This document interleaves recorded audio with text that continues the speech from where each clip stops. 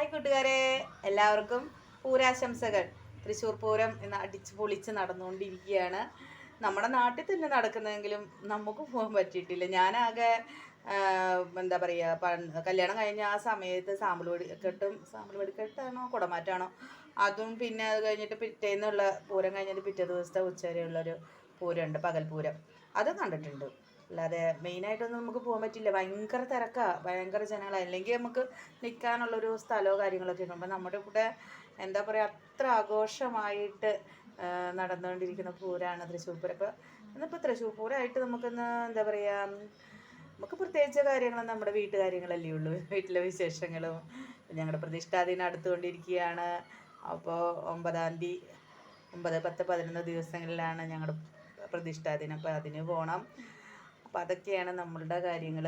അപ്പോൾ ഇന്ന് നമ്മൾ ഉണ്ടാക്കാൻ പോകുന്നത് മാമ്പഴ പുളിശ്ശേരി. കുറച്ച് മാമ്പഴം കിട്ടിയിട്ടുണ്ട്. അനിയത്തിയുടെ വീട്ടിൽ കുറച്ച് മാമ്പഴം ഉണ്ടെന്ന് അവരുടെ അച്ഛൻ വിളിച്ചപ്പോൾ ഞങ്ങൾ പോയി മാമ്പഴം കൊണ്ടുവന്നു. മാമ്പഴവും ചക്കയും ഒക്കെ കൊണ്ടുവന്നു. ഇപ്പോൾ ചക്കപ്പുഴുക്കൊക്കെ എന്നും കാണിക്കേണ്ട ആവശ്യമൊന്നുമില്ലല്ലോ, ചക്കപ്പുഴുക്കും ചക്ക വറുത്തത്. അപ്പോൾ അതാ കുറച്ച് മാമ്പഴം കിട്ടുമ്പോൾ നമുക്കൊന്ന് മാമ്പഴ പുളിശ്ശേരി ഉണ്ടാക്കാമെന്ന് വെച്ചു. നമുക്ക് മാമ്പഴ പുളിശ്ശേരി ഉണ്ടാക്കാം. നമ്മൾ മാമ്പഴം, പച്ചമുളക്, ഉപ്പ്, വേപ്പില ഇവ ചേർത്തിട്ട് കുറച്ച് വെള്ളം ഒഴിച്ചിട്ട് വേവിക്കുക.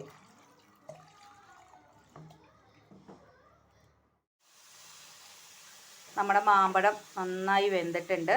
അപ്പം നമുക്കിതിലേക്ക് അരപ്പനായിട്ട് നമ്മൾ ഉപയോഗിച്ചിരുന്നത് എന്താ പറയുക, നാളികേരവും ജീരകവും കൂടെ അരച്ചതാണിത്. അപ്പം നമ്മളിതിലേക്ക് ഈ അരപ്പ് ചേർക്കുക.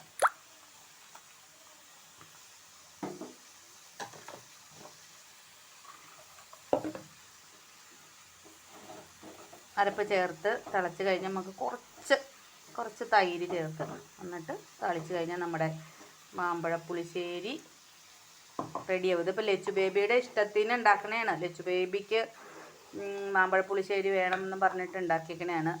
കഴിച്ചാൽ മതി. കാരണം കറിയാകുമ്പോൾ അവൾക്ക് മാമ്പഴം വെറുതെ തിന്നണ ഇഷ്ടമാണ്. കറിയാകുമ്പോൾ എങ്ങനെയാണെന്ന് അറിയത്തില്ല. അപ്പോൾ ഇവിടെ ചോറിൽ ഇങ്ങനെ കഴിക്കാനായിട്ട് വലിയ പ്രിയമില്ല, വെറുതെ കഴിക്കാനായിട്ടാണ് ഇവിടെ എല്ലാവർക്കും ഇഷ്ടം. ചോറിൽ കഴിക്കുമ്പോൾ ഒരു ഇതില്ല എന്നാണ് പറയുന്നത്. അപ്പോൾ നമുക്ക് ഒന്ന് തുരച്ച് കഴിയുമ്പോൾ നമുക്കിതിലേക്ക് തൈര് ചേർക്കാം. അപ്പോൾ അതാണ് നമ്മൾ കടയിൽ നിന്ന് മേടിച്ച തൈരാണ് കേട്ടോ ഒഴിച്ചേക്കുന്നത്. അപ്പോൾ അത് തൈര് ചേർത്തിട്ടുണ്ട് നമ്മൾ.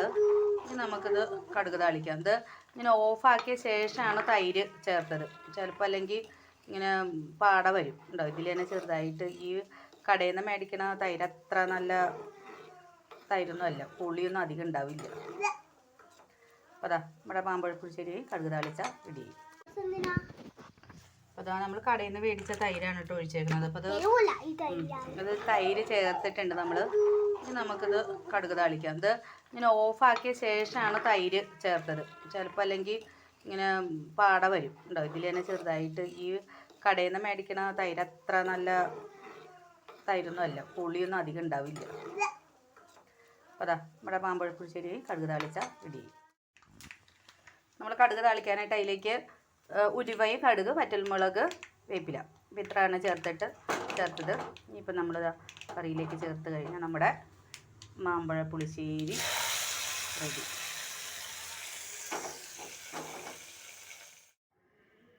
അപ്പോൾ നമ്മുടെ ഉച്ചയൂണിൻ്റെ വിഭവങ്ങളൊക്കെ റെഡിയായി. മാമ്പഴ പുളിശ്ശേരി, അവിയൽ, പിന്നെ സോയാബീൻ ഫ്രൈ, പപ്പടം, അച്ചാർ, ഇതൊക്കെയാണ് ഇന്നത്തെ ഊണിൻ്റെ വിഭവങ്ങൾ.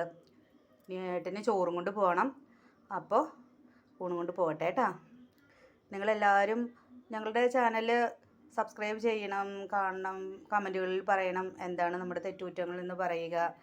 നമ്മളുള്ള പരിമിതിക്കുള്ളിൽ വെച്ചാണ് നമ്മൾ ഓരോന്ന് ചെയ്യുന്നത്.